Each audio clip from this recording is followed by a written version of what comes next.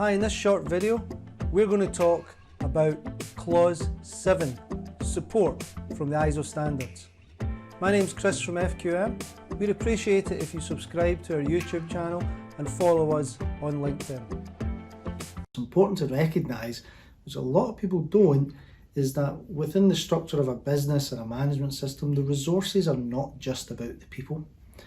You know, in some businesses they may be, but you've got to remember that often it's the infrastructure that we work in, the equipment, the buildings, the facilities, the utilities, included in that the hardware and software, more importantly these days as well, and any types of communication methodology that we use, and also about the environment that our people are working in.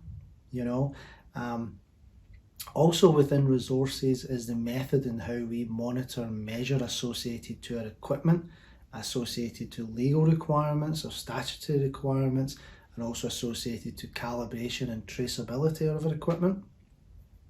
And the last one is about organisational knowledge. So organisational knowledge was a new area that was brought into the standards in 2015.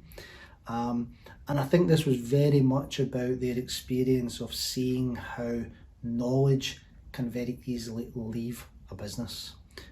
Actually, we heard quite a bit in the oil and gas industry about how knowledge is leaving the industry, never mind just a business.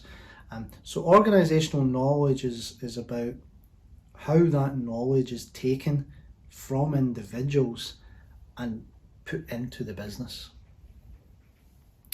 So first one after resources is we're talking about competence. So as part of your management system, or part of the support infrastructure, you need to be able to put competence in your business. And that competence can be brought in, it can be educated inside your business, and also other multitude of areas can be used to kind of drive that competence. So we have to determine what the competence is first.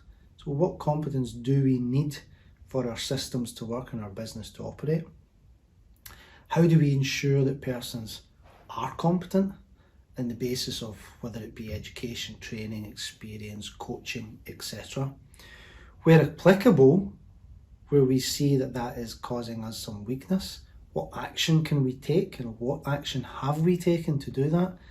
And do we retain appropriate documented evidence to show that competence process? And in particular, has it worked?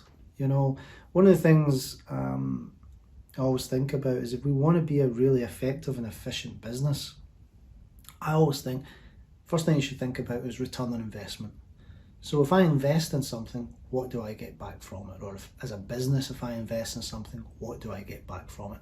So if you're going to be investing in training, there's got to be a kind of an end goal of what that is trying to achieve. Is it to build improvement into your business? Is it to help people be smarter and more efficient at using equipment that you have? Is it to remove the need to pay extra for an external source, external subcontractor, whereas having that knowledge inside the business is more efficient, more effective? Whatever that may be. One of the first things I hear often in response to an auditor when competence is raised is, we have a training matrix. Okay. Well, I think people have to understand a little bit more about competence and what it is. So when we present this, we talk about a three-legged stool. And really what we say is that if you can imagine a three-legged stool, any one of those legs that is weak, the whole base of the stool is weak and therefore can fall.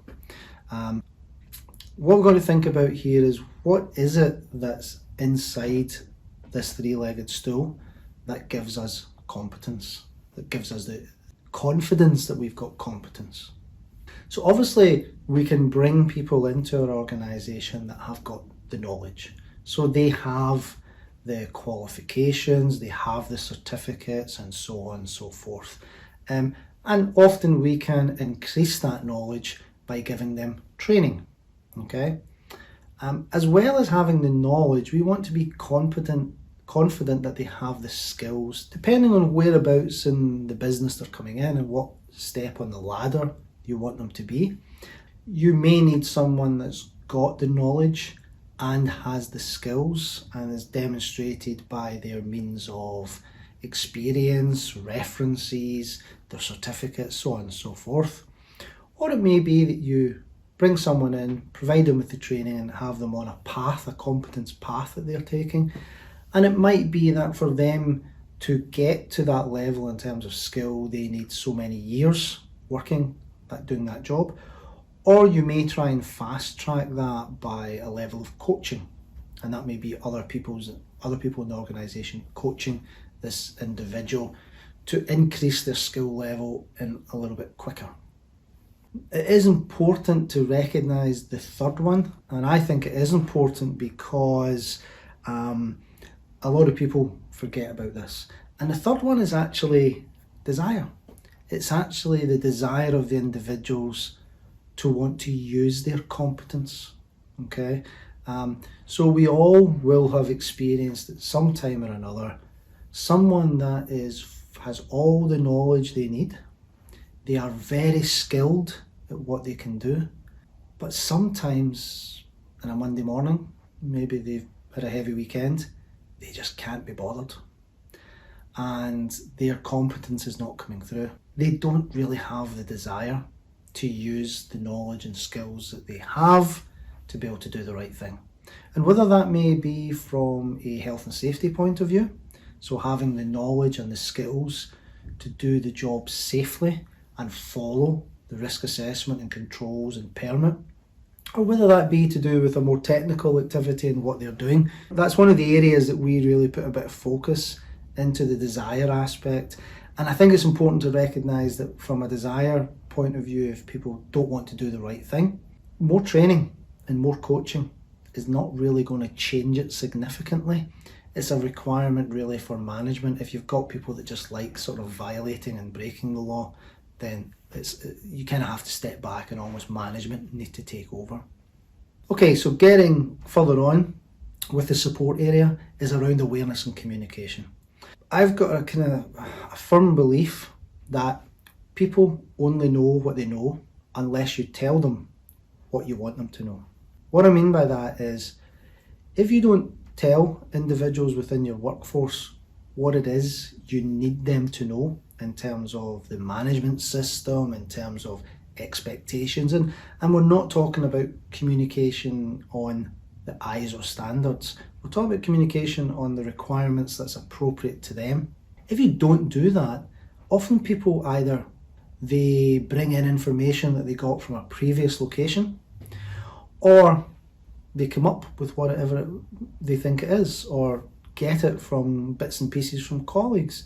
So it's important within the support area that you recognise that you have to have the control over these individuals and the information that you share to them. And it's important that they recognise their contribution. Thanks for watching this video. You may be interested in the next video that comes up in this series, where we talk about Clause 8.